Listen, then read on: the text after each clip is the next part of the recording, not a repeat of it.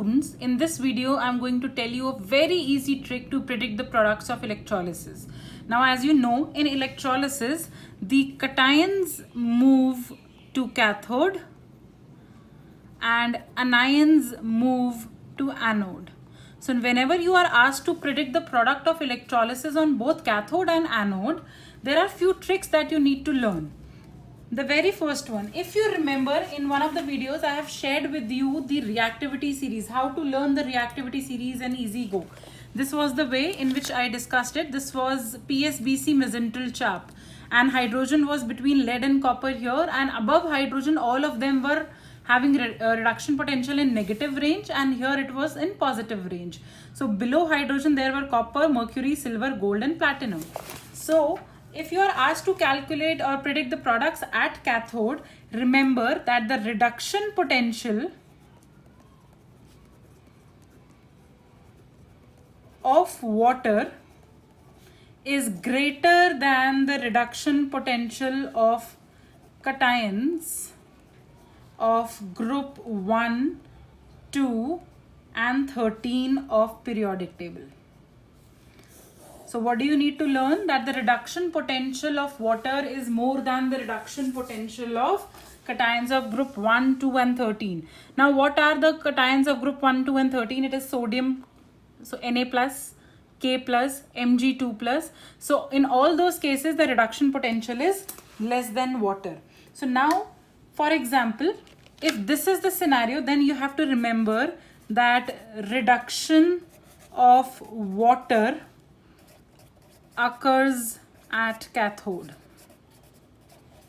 What happens? The reduction of water happens at cathode. How do you solve it? For example, if it is given, it is asked for the product at the cathode for the electrolysis of aqueous NaCl. Okay, so now the moment you see aqueous NaCl, you know that there are two things that have to be considered. There would be Na plus and there would be Cl minus. Since it is aqueous, there is going to be H plus and OH minus, right? So now who is going to go at cathode? The cations. So sodium and the sodium ion and H plus, they both are going towards the cathode, right? So now if I have to compare, there is the reduction of H plus can happen at cathode and the reduction of Na plus can happen at cathode. So I just told you that the reduction potential of water is more. So in that case, what will be reduced at cathode? H plus. So therefore, water will be reduced. And what will be the product? H2 is released. What is the reaction of reduction of water? It would be H2O plus 2 electron giving out H2 plus 2OH minus. So this would be the reaction happening at cathode. Okay. Now, if it says, for example, I say the reduction potential of water is less than the reduction potential of other cations. What I have done is that I have divided the entire periodic table into the cations of group 1, 2 and 13 and the other cations. For example, it is 1, 2 and 13 that I am going to talk about here. So the reduction potential of other cations other than group 1, 2 and 13. So I can have a copper 2 plus, I can have Ag plus, I can have Au3 plus, cadmium 2 plus. So any of the cations that are not included in group 1, 2 and 13. So now in this case, what will happen, since the reduction potential of the other cations is higher, so what will happen is reduction of water does not occur. So what will happen? For example, I say I have aqueous copper sulfate. So again, I would be having Cu2 plus, SO4 2 minus and H plus and OH minus. So these cations will be going at the cathode. So out of Cu2 plus and H plus, who will be reduced? Copper 2 plus would be reduced. So what would be the equation? The equation would be Cu2 plus 2 electrons gives out Cu. right? So this is how you will predict the product at cathode. Now let's look at the products at anode. At anode, I know that the oxidation potential of water is more than the oxidation potential of most of the ions like F minus, SO3 2 minus, SO4 2 minus, NO3 minus, nitrate, etc. So now then what will happen? So the oxidation of water occurs because what happens at anode oxidation is occurring by default. So if the oxidation potential of water is more, so we will have the oxidation of water occurring there. So again, what is the equation for the oxidation of water? It is 2 molecules of water gives out oxygen gas plus 4H plus 4 electrons. So what is being released? O2 releases at anode. Now similarly, if I say at anode, the oxidation potential of water is less than the oxidation potential of most of the halogens. It is chloride, bromide, iodide, etc. So now what will happen? Now the oxidation of ions occur at anode. That means I will have 2Cl minus releasing Cl2, or the bromide ions oxidizing to give out Br2. So this is how you can easily solve a question. Let's take an example. If the question says aqueous NaCl is there and please predict the products at cathode and at anode for the electrolysis. So I will have Na plus and I will have Cl minus. Since it is aqueous medium, I will be having H plus and OH minus. So now this is definitely happening at cathode and this is happening at anode. So as per the trick that I just shared, the reduction potential of water is more than the reduction potential of sodium. So what will be reduced at cathode? Water would be reduced. So what will be the product? Hydrogen gas is liberated.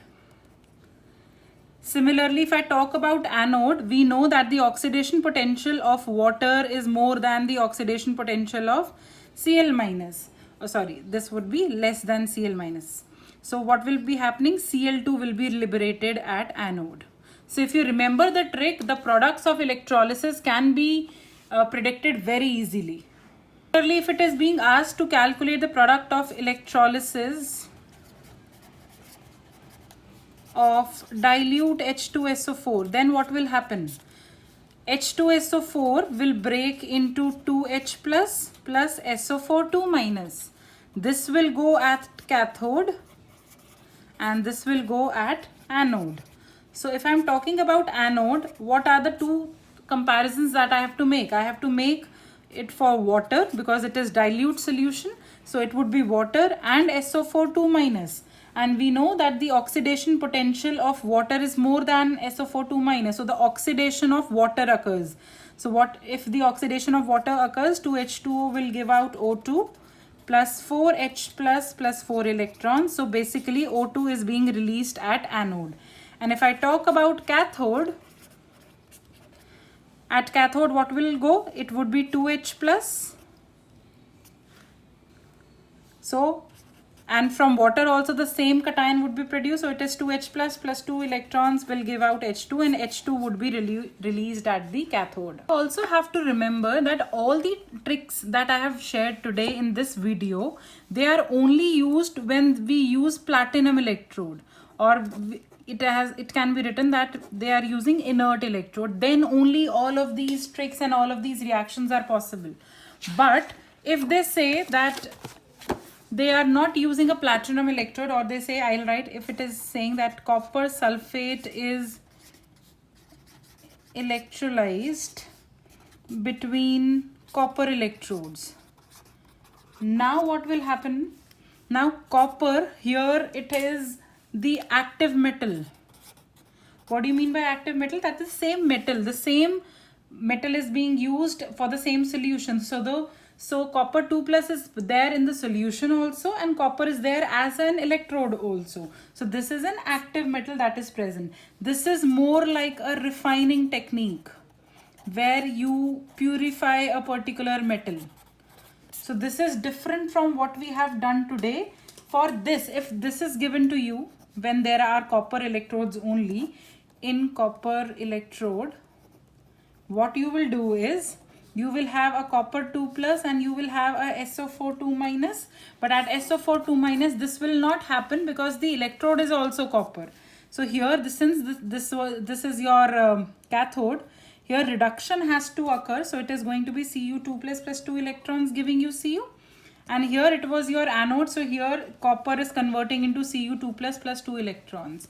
These are only to be used when you are talking about electrolysis where the same type of or the active electrodes are being used. Or if there is an inert electrode that is being used, then you will be using the same techniques that I have explained in this video. I hope you like the video. Please consider subscribing so that I can bring you more videos for your help for your any NEET and JEE. Thank you. Just one more thing that I would like to add before I close this video.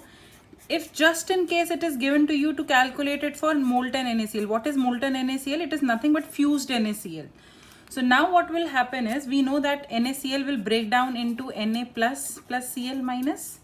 So now if I have to figure out what will happen at the respective electrodes, at cathode, it would be Na plus 1 electron and I would have solids, sodium. And at anode, I would be having Cl minus, because I have just one atom, I will divide it by 2 and this would be this electron and this would cancel out. So now what will I have is, I have Na plus Cl minus gives me Na plus half Cl2. So if the question is what is the product at the cathode, at cathode sodium is formed, at anode chlorine is released. Similarly, if it is asking you for fused NaBr, so we know what will happen at cathode. We will have Na plus accepting 1 electron and becoming sodium, and at anode we would have Br minus losing 1 electron and it would be half Br2. So again, bromine gas would be liberated at anode and sodium solid would be formed at cathode. So you also have to remember that if it is fused, then the reaction occurs like this. And if in all the other cases that I explained today, if it was platinum electrode, that means inert electrode, it will not participate into the reaction. And the following 4 tricks that I have explained would apply. Thank you.